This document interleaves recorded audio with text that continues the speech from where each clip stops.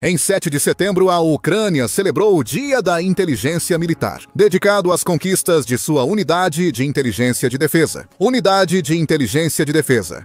Para celebrar o evento, a Unidade de Inteligência de Defesa lançou o documentário 33 anos de guarda, que, em suas próprias palavras, é uma história sobre as pessoas que estiveram na linha de frente da luta pela liberdade e independência do Estado ucraniano por mais de 3 décadas. De fato, a Unidade de Inteligência de Defesa tem estado no centro da resistência contínua da Ucrânia contra a invasão russa, desde que a Rússia cruzou o solo ucraniano, pela primeira vez em 2014. Ela participou ativamente de pontos cruciais da reação da Ucrânia e foi responsável por importantes sucessos do país na guerra.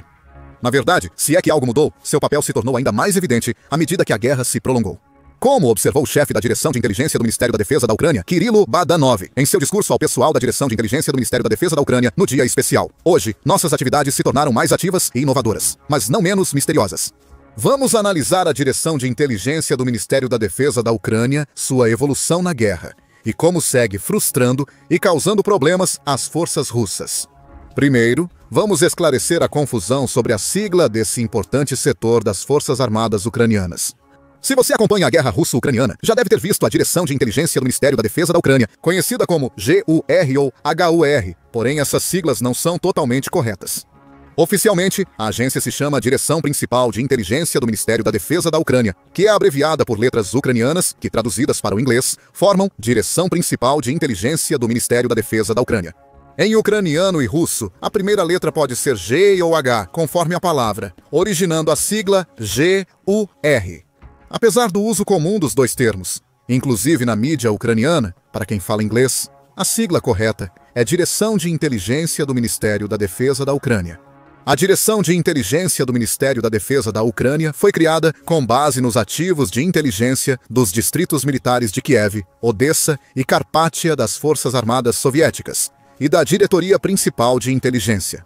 Após a dissolução da União Soviética e o surgimento da Ucrânia independente, foram criadas 2 agências de inteligência distintas, a Diretoria de Inteligência do Quartel-General das Forças Armadas da Ucrânia, em fevereiro de 1992, e a Diretoria de Inteligência Militar Estratégica do Ministério da Defesa. Em setembro do mesmo ano, ficou clara a ineficiência de 2 agências separadas, com tarefas semelhantes e autoridades distintas. No ano seguinte, um decreto presidencial uniu as 2 agências. E em 14 de abril de 1994, a nova agência foi renomeada como Direção de Inteligência do Ministério da Defesa da Ucrânia. Em 2001, a agência tornou-se uma autoridade governamental especial. Dentro de um ano após sua criação, o Direção de Inteligência do Ministério da Defesa da Ucrânia já estava fazendo sua presença ser sentida de forma clara. Em 1995, o Direção de Inteligência do Ministério da Defesa da Ucrânia foi crucial ao impedir a primeira tentativa da Rússia de controlar a Crimeia, liderada pelo então presidente local Yuri Meshkov. Após a declaração de independência da Ucrânia, em 1991, a maioria da população da Crimeia, composta por russos étnicos, realizou um referendo sobre a autonomia. A questão era: você apoia o retorno da República Socialista Soviética Autônoma da Crimeia como parte da União Soviética e do Tratado da União? Com uma participação eleitoral de mais de 81%, 94,3% votaram sim. Uma onda de agitação diplomática e política levou à eleição do presidente Meshkov em 1994. O governo ucraniano chamou a medida de inconstitucional, principalmente devido à atuação do Direção de Inteligência do Ministério da Defesa da Ucrânia.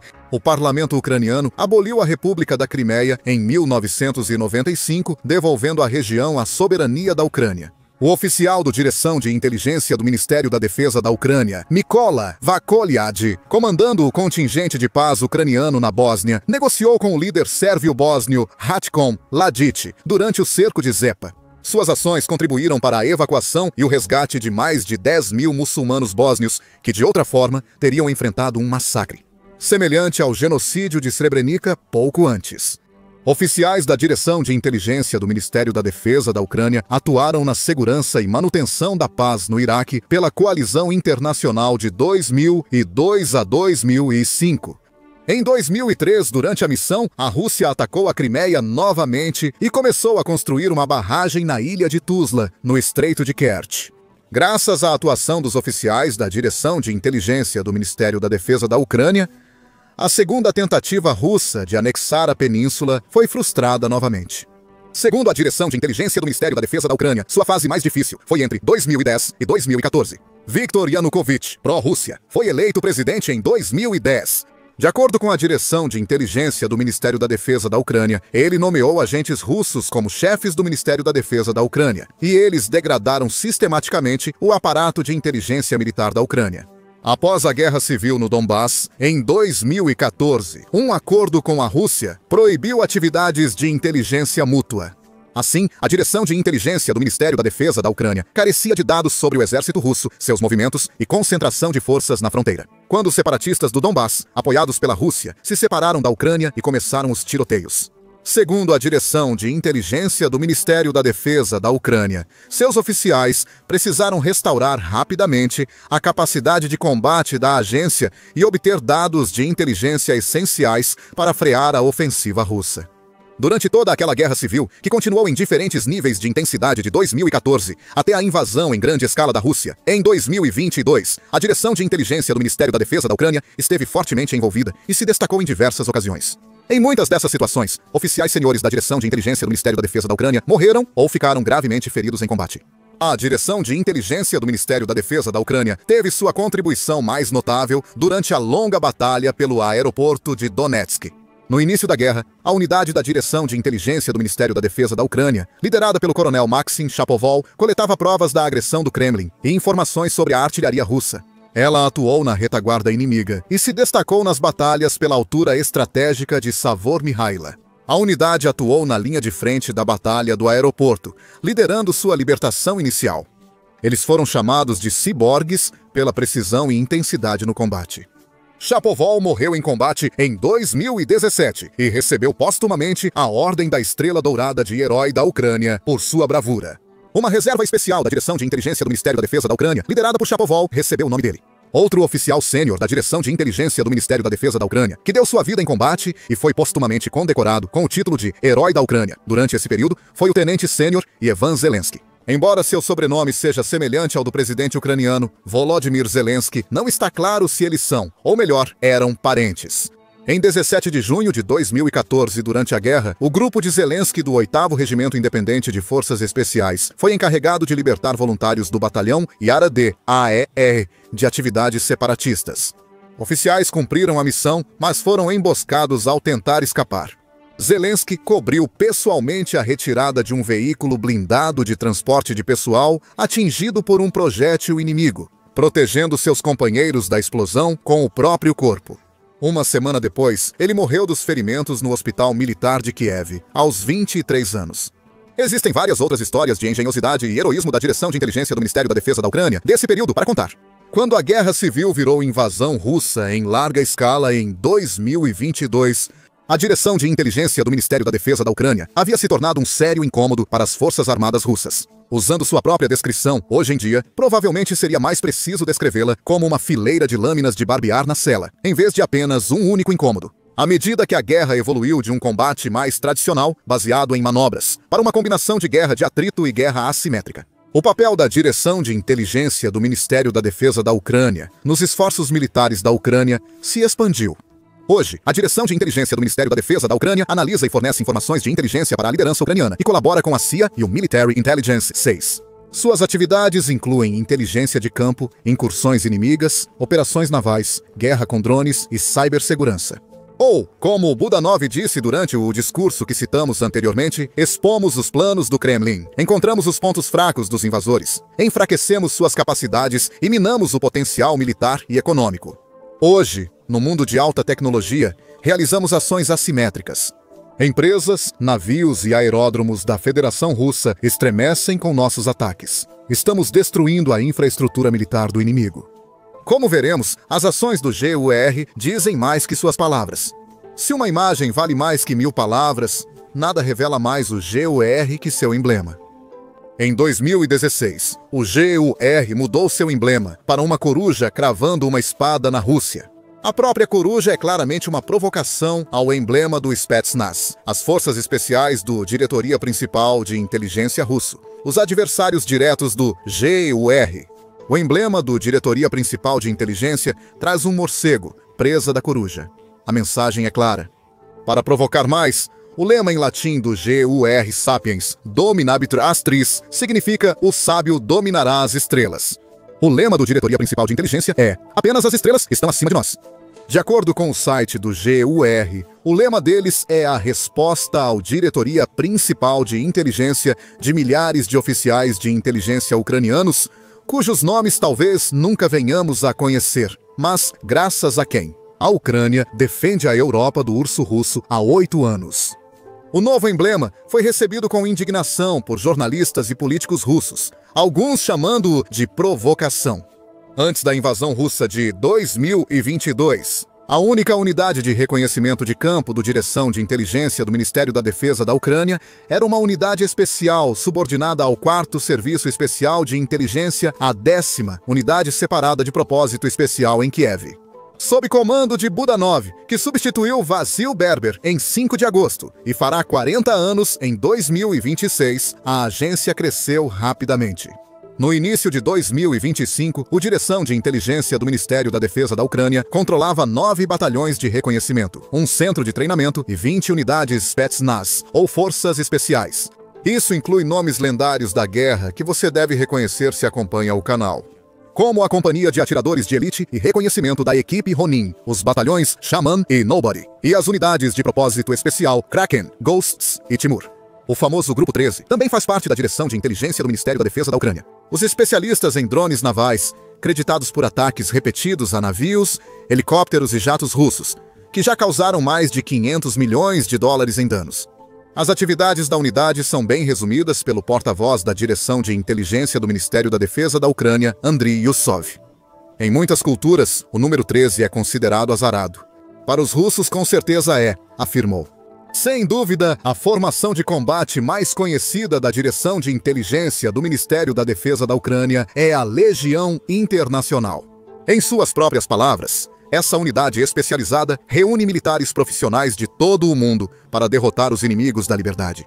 A Legião é composta por voluntários recrutados de todo o mundo, principalmente veteranos militares de mais de 50 países operando com significativa autonomia e, em grande parte, autofinanciados.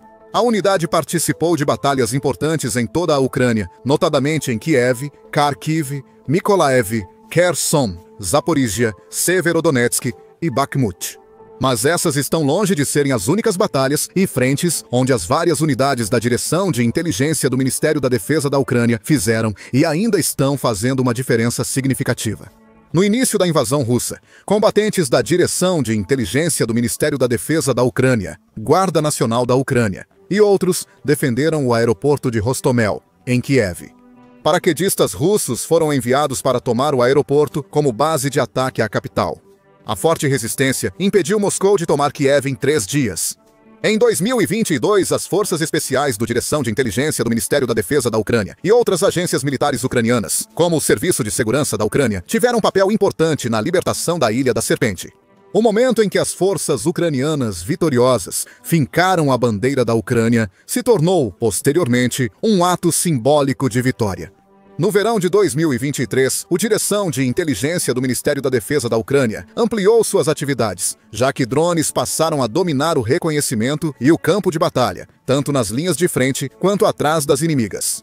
Seus disfarces e operações de inteligência seguiram centrais em suas atividades. Em agosto de 2023, o Direção de Inteligência do Ministério da Defesa da Ucrânia realizou a Operação Titmouse, convencendo um piloto de helicóptero Mi-8 russo a desertar com informações sensíveis sobre a aviação russa e peças de jato. O grupo de Elite 13 então se tornou central para a bem-sucedida campanha da Ucrânia de forçar a frota do Mar Negro da Rússia a fugir da Crimeia para uma relativa segurança muito mais a leste, ao longo da costa russa do Mar Negro. A campanha de drones navais do Grupo 13 foi letal, atingindo navios russos como a corveta Ivanovets, o Cesar Kunikov e o patrulha Sergei Kotov. Com tecnologias cada vez mais sofisticadas, fornecidas pela OTAN e desenvolvidas internamente, ficando disponíveis, os drones navais do Grupo 13 só aumentaram em letalidade. Em dezembro de 2024, seus drones Magura destruíram um helicóptero russo Mi-8 na Crimeia, sendo o primeiro caso já registrado de um drone naval destruindo um helicóptero. Em maio de 2025, a unidade fez história de novo. Derrubaram 2 caças russos Su-30 sobre o Mar Negro, com drones armados com mísseis Arar, pela primeira vez que drones navais abateram caças. O Grupo 13 é só uma das unidades da Direção de Inteligência do Ministério da Defesa da Ucrânia que tem causado sérios danos recentes ao exército russo. Em agosto, a Unidade Especial Timor barrou um avanço russo em Sumy, realizando incursões atrás das linhas inimigas com apoio de artilharia, drones First Person View e combate corpo a corpo. A Direção de Inteligência do Ministério da Defesa da Ucrânia informou que mais de 8 companhias russas foram perdidas. Semanas depois, em 28 de agosto, a Unidade Especial Fantasma atingiu uma corveta Bayan M com mísseis calibre no Mar de Azov. Primeiro, desativei seu radar e danifiquei o casco, obrigando-a a abandonar a patrulha. Dias depois, a Direção de Inteligência do Ministério da Defesa da Ucrânia reescrevia os livros de história novamente. Desta vez, eles lançaram um drone First Person View de mais de 270 milhas de distância. Atingiu outro Bayan M e registrou o primeiro ataque desse tipo a um navio de guerra, estabelecendo o recorde mundial.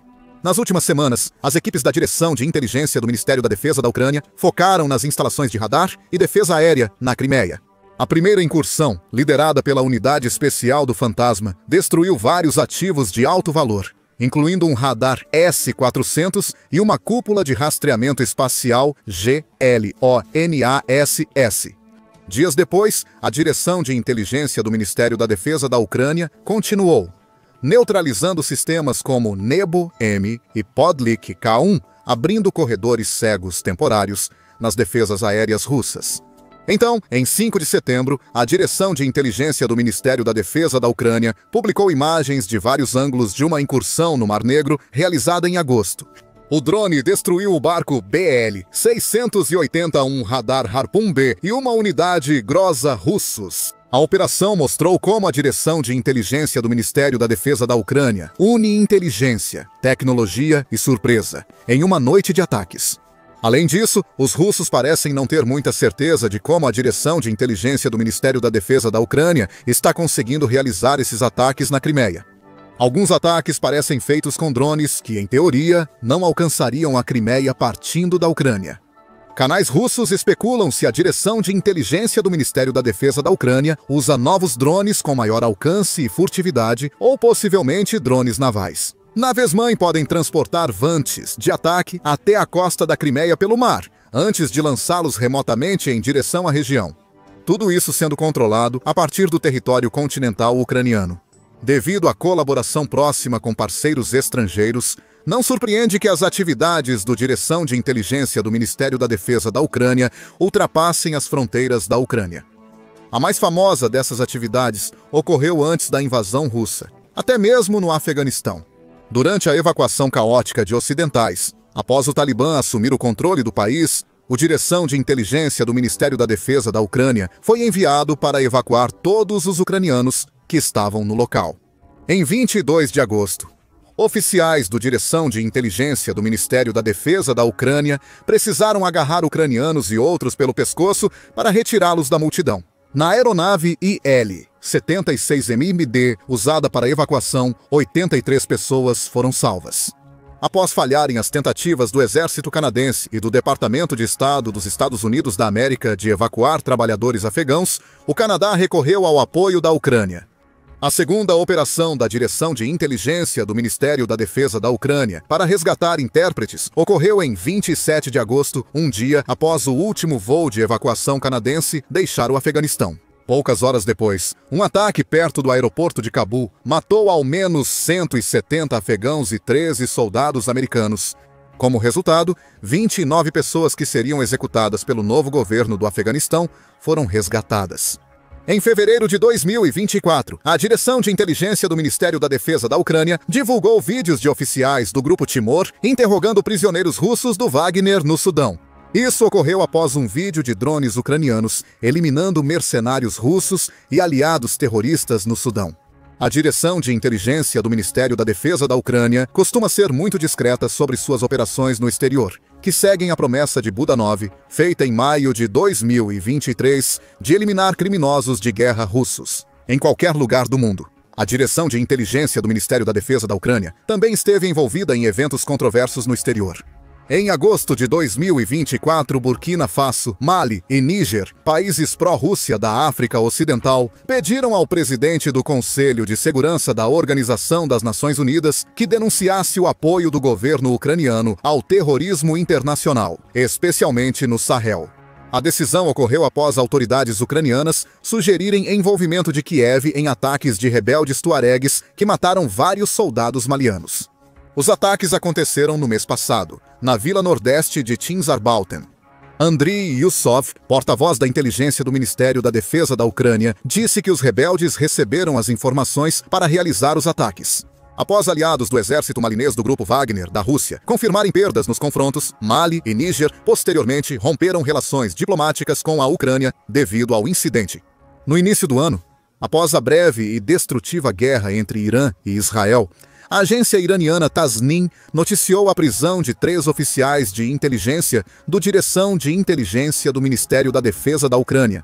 Eles estariam supostamente planejando um ataque à fábrica da indústria de aviação Shahid, próxima a Isfahan, no Irã, que projeta e fabrica uma variedade de drones, incluindo o notório Shahid 136 e sua variante russa, o Garanduaz.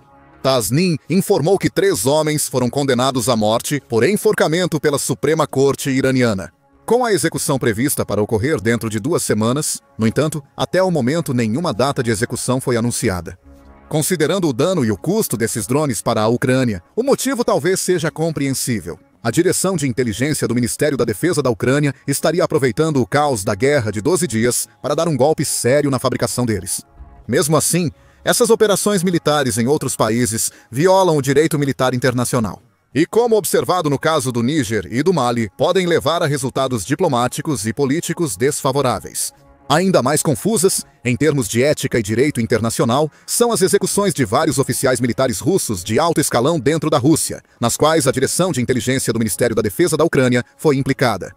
Um exemplo é o tenente-general Igor Kirillov, chefe das Forças de Defesa Nuclear, Biológica e Química da Rússia, morto por explosivo em uma scooter elétrica em Moscou, em dezembro de 2024.